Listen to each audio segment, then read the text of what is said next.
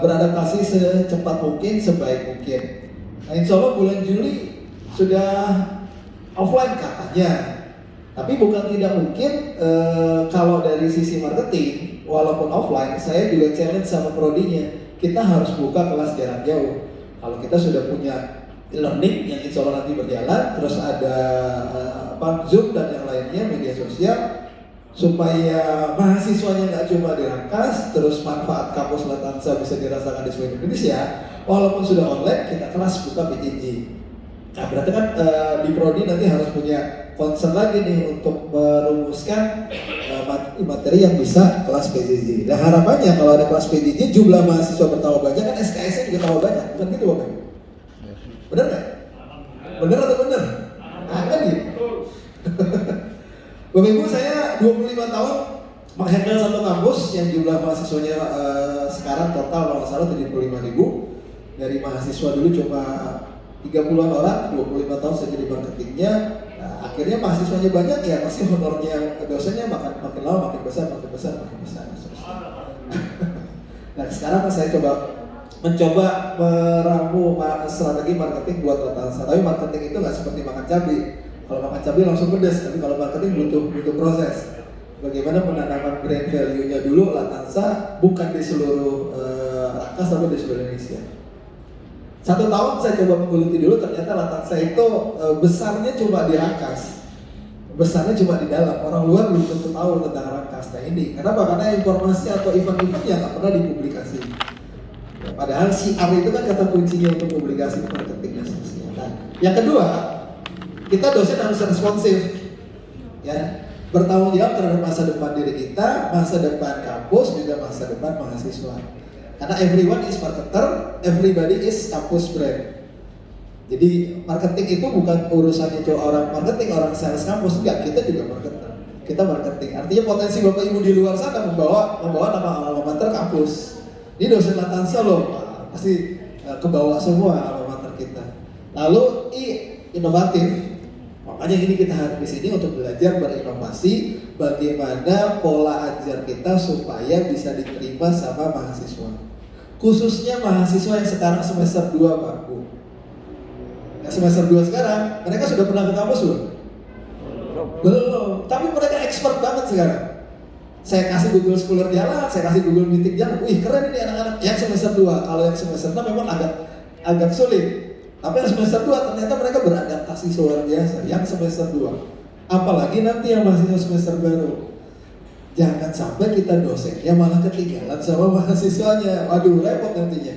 Kalau yang semester yang lama ya sudah, kita tinggal nutupin kekurangannya ya. Tapi ketika mahasiswa baru yang masuk, mereka milenialnya luar biasa. Kita dosennya yang harus menyesuaikan. Karena dari sisi keilmuan kita pakarnya, tapi dari sisi teknologi ternyata mereka pakarnya. Nah, sekarang bagaimana kita mensinergikan kepakaran ilmu kita dengan teknologi yang sekarang sedang berada di eranya, gitu Bapak Ibu ya. Dan yang terakhir futuristik, dosen harus siap menerima perubahan. Nggak boleh kita nolak perubahan, dia harus jalan. Nah, hari ini saya mau sharing ini Bapak Ibu ya. Saya tanya sama Bapak Ibu dulu deh. Yang pertama tentang bahan ajar, silabus, RPS, materi. Materi Bapak Ibu dalam bentuk apa ya kalau sekarang disampaikannya? Materinya? PowerPoint ya. PowerPoint yang disampaikan. PDF? Nah, berarti ada lagi selain PowerPoint sama PDF? Video. Si PowerPoint, PDF, video. Selain itu? Canva? PowerPoint jadi video. Canva, pernah pakai Canva? Canva itu lebih fleksibel lagi, apa? Dengan handphone kita bisa bikin materi di handphone. Jadi nggak perlu buka laptop, kita bikin materi lewat Canva. Tinggal download aja Canva, itu nggak berat. Lalu di situ banyak slide untuk membuat materi kuliah. Tinggal di copy paste aja yang tadi kita ketik, kita pindahin aja ke Canva. Itu langsung di handphone. Ini contoh-contoh ya. Saya coba mau lihat dulu dari Bapak Ibu bahan ajarnya. Sudah ada PPT berarti sudah bagus, PDF sudah bagus, apalagi dari PPT ditransfer ke video. Yang belum bisa transfer PPT ke video siapa? Oke. Kan saya harus generalisasi dulu nih. Nah berarti PPT-nya Bapak sekarang PPT aja ya, kirim Pak. Oke. PPT yang dikirim ke mahasiswa berarti lewat WA. Oke, sip. Nah, berarti PPT dulu ya. Nah, nanti kita bahas yang atau gini deh, cek dulu deh. Yang belum bisa ngerubah PPT dari PPT jadi video. Ibu-ibu, awal jujur deh. Kan itu. Takutnya bapak-bapaknya aja, ibu-ibunya ternyata belum bisa Bu. Sudah? Oke, belum ya? Ya di YouTube. Oke, sekarang nanti kita praktekkan. Oke. Jadi kita coba seragamkan dulu di Lakarsa. Yang mau kita deliver itu yang mudah sebetulnya, yang mudah dan memang nggak berat itu sebetulnya PDF atau MS Word. Tapi sayangnya anak-anak muda sekarang suka sama visual. Jadi kalau cuma teks saja mereka nggak dapat. Ya berarti kita harus membuat visual. Yang pertama visual. Nah visual itu adanya di PowerPoint, adanya di Canva.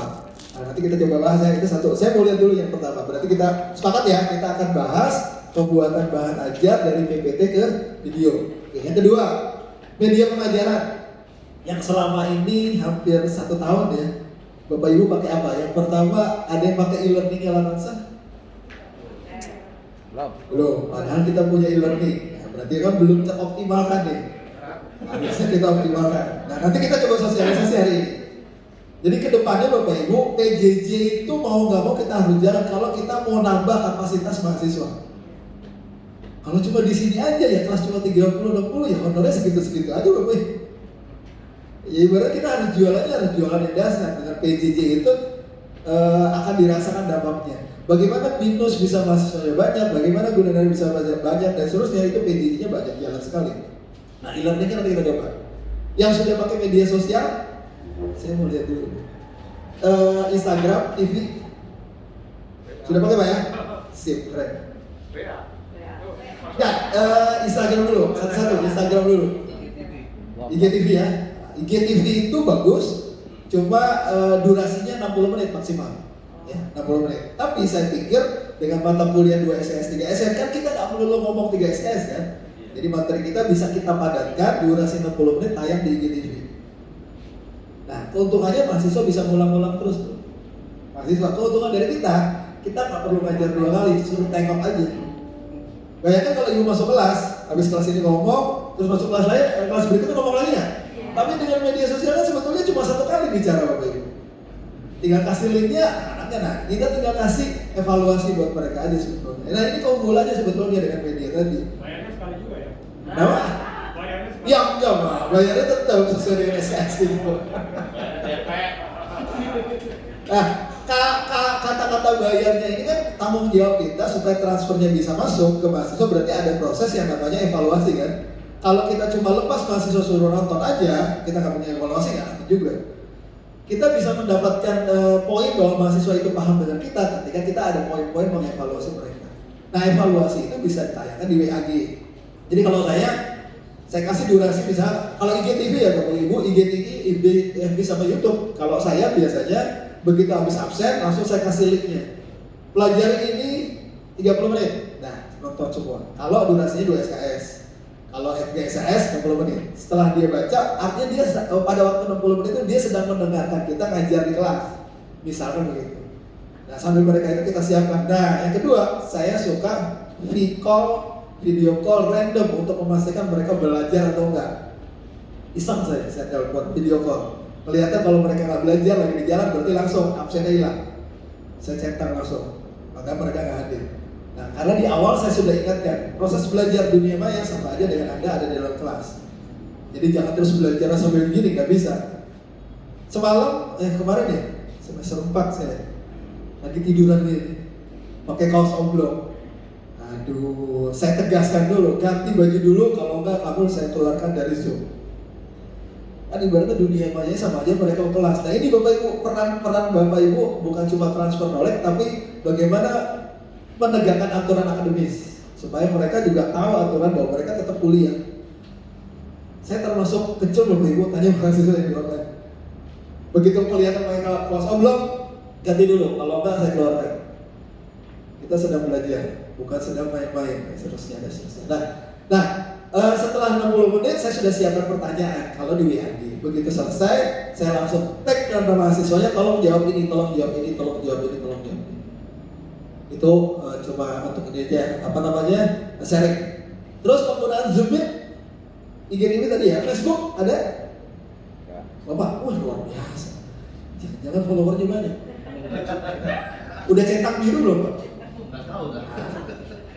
Bapak Ibu, IGTV, FB, YouTube, kalau video Bapak Ibu terus ternyata teknik mengajarnya bagus, terus yang belajar bukan cuma latihan saja, mahasiswa kampus lain banyak, terus follower Bapak Ibu, subscribe, cetak biru Bu, dapat nilai ekonomis nantinya.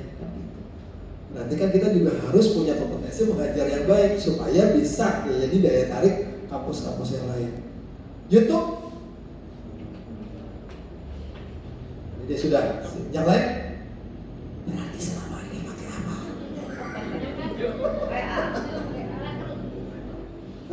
Zoom. Oke. Sip. Zoom yang sudah mengoptimalkan Zoom atau Google Meet.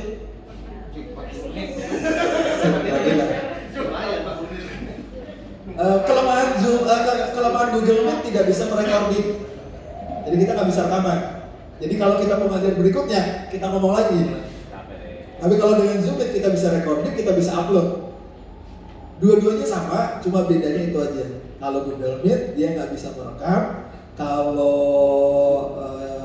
Zoom dia bisa merekam, bahkan bisa live langsung diklik langsung. Bapak ngajar on di YouTube, Bapak sekalian live streaming, bahkan di FB. Jadi begitu ngajar sekalian live streaming, nanti kita praktekkan. Itu belum ada. Google Classroom yang sudah memanfaatkan Google Classroom sudah ada, Ibu sudah ada. Yang lain belum. Berarti kalau tugas dikirimnya lewat mana Bapak Ibu?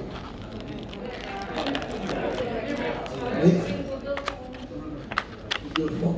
Tugas ya. Terus penilaiannya supaya transparan? Jangan-jangan tugasnya nggak pernah dikoreksi. Oh, Bapak Ibu jangan pakai kirim email. Email Bapak Ibu akan isinya penuh semuanya. Apalagi kalau emailnya nggak dikasih subjek. Ini punya siapa? Dan saya percaya, nggak mungkin Bapak Ibu koreksi. Jujur aja. Dengan sekian banyak email, terus nggak tahu itu kita lupa ngasih subjeknya, mereka main kirim-kirim aja. Kita kasih subjeknya aja, mereka main asal kirim. Saya balikin. Saya capture, misalnya kirim. Saya anggap nol, saya kirim. Pertama kali, gitu. Tapi lama-lama mereka sudah sadar. Karena subjek itu penting untuk mengetahui ini yang kirim siapa. Kalau nggak ada subjeknya, setengah mati kita harus buka dulu. Satu-satu ini punya siapa? Udah gitu dia lupa isi namanya. Aduh, setengah mati kita. Oke, berarti saya sudah sampai di sini ya. Berarti Google Classroom belum, jadi berarti kita bahas semua. Nah, supaya nanti bisa selesai, jadi nanti endingnya Bapak Ibu setelah makan siang kita ada assessment. Artinya supaya benar nggak Bapak Ibu sudah memahami proses media pengajaran ini. Setuju Bapak Ibu ya? Baik, sepakat sekarang. Oke, baik, sekarang kita masuk ke materi yang pertama, materi tentang PowerPoint. Nah, saya langsung masuk sini aja. Pasti Bapak Ibu punya PowerPoint kan ya? Kita buka file new. Yuk, silakan Bapak Ibu buka PowerPoint-nya. Nanti saya dibantu sama Pak Chan sama Pak Rahim. Yuk, kita buka misalkan satu file dulu nih. Misalkan PowerPoint ya, kita langsung praktek ya. Atau bahan ajar Bapak Ibu deh yang di PowerPoint, ada nggak? Ada. Oke, tampilkan Bapak Ibu. Daripada kita buat lagi, materi Bapak Ibu yang sudah ada PowerPoint-nya, coba dimunculkan. Dimunculkan dulu. Nanti kita coba rubah menjadi video. Sip? Nah, siap. Oke, Bapak sudah ada. Counting. Ya Bapak Ibu ya, sudah ada ya poinnya, materinya aja daripada buat lagi materi Bapak Ibu dan kita coba gabung pakai laptop saya yuk.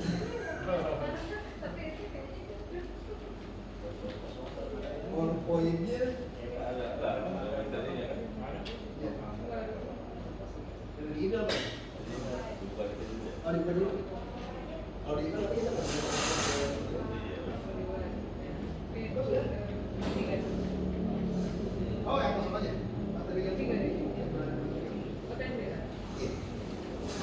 Baik Bapak Ibu ya, lanjut ya. Nah, ketika Bapak Ibu sudah punya materi ini kan coba bisu Bapak Ibu ya. Kalau kita rubah ke dalam suara, masih bisu. Nah, kita nggak ada media atau kita nggak nyampaikan materi. Nah, langkah kedua adalah Bapak Ibu mau nggak di PowerPoint tersebut ada suaranya Bapak Ibu. Jadi seperti sedang menjelaskan.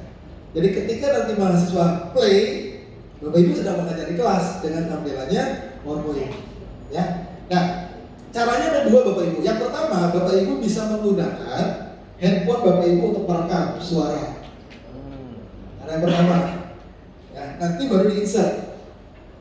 Jadi kalau di handphone itu ada rekaman voice recording. Nah, tipsnya adalah Bapak Ibu merekam untuk per slide. Pengalaman di-upload nih. Salah, mulai lagi dari awal. Salah mulai lagi dari awal. Kenapa? Karena nggak bisa di-cut. Jadi lebih baik Bapak Ibu rekaman untuk satu slide. Slide pertama misalnya opening, Assalamualaikum, salam buat mereka, cukup save, simpan. Ditulis itu opening, simpan satu berarti kalau pertama. Habis itu rekaman lagi untuk slide materi yang kedua, simpan lagi. Sampai dengan closingnya. Sampai di sini pasti bisa lah kalau rekaman pakai handphone. Nah, setelah sudah rekaman, tahap berikutnya adalah tahap untuk memasukkan rekaman tadi ke dalam PowerPoint. Sampai di sini, paham ya? Nah, oke, sebelum sampai di situ ya. Jadi yang pertama adalah kita melakukan insert, Bapak Ibu, ini di insert. Insert. Tadi yang pertama kita merekam lewat apa tadi? Handphone. Nah, sekarang kita merekam yang kedua lewat langsung laptop. Di sini ada insert, di sini ada audio, Bapak Ibu. Di sini ada klik. Nah, di sini ada record audio. Nah, Bapak Ibu langsung begitu diklik. Nah, di sini sudah mulai nih. Ya, Bapak Ibu begitu play, di sini kasih nama dulu, misalkan slide 1. Nah, seperti itu. Nah, jadi kalau sudah mulai langsung diklik merah, Bapak Ibu bicara akan ke record langsung. Oh iya. Misalnya diklik, sini sudah mulai. Assalamualaikum warahmatullahi wabarakatuh. Selamat datang teman-teman mahasiswa. Hari ini kita akan belajar mata kuliah bla bla bla bla bla bla. Klik, simpan. Dia akan muncul seperti ini. Nah, berarti ini sudah masuk rekaman kita. Begitu diklik, ini akan muncul suaranya.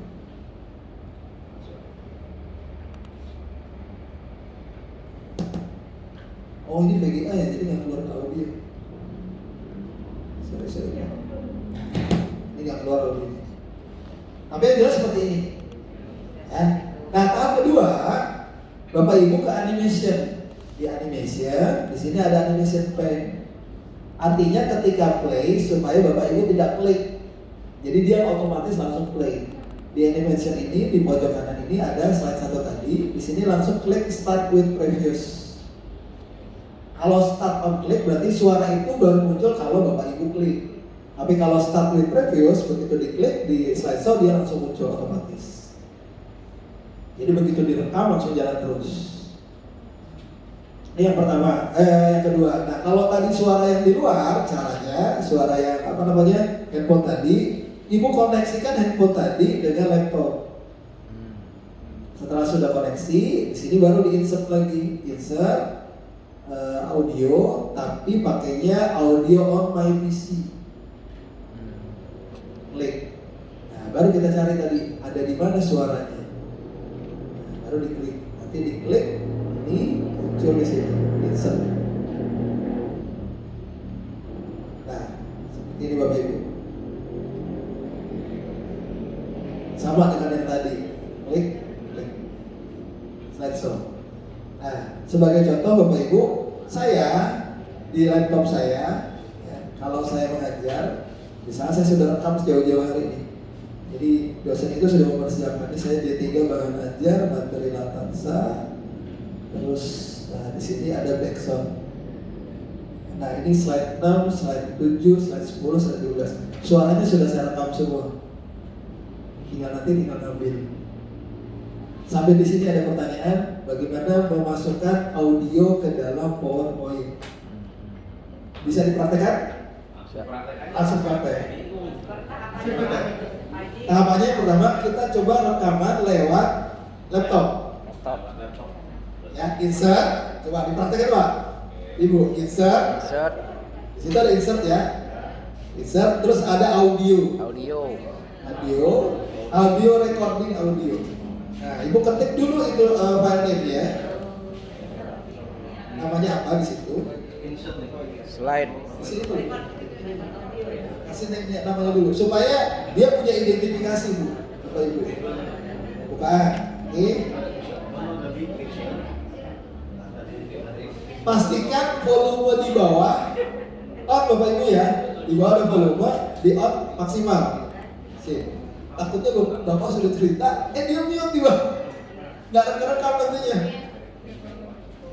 Sudah? Kalau sudah tinggal Bapak Ibu klik yang merah terus Bapak Ibu bicara. Coba nih. Assalamualaikum warahmatullahi wabarakatuh. Silakan dicoba. Baiklah, pada pertemuan kali ini kita akan mempelajari mengenai Kalau sudah digeser ke keuangan. pinggir. Mudah-mudahan para mahasiswa bisa memahami dengan sebaik-baiknya.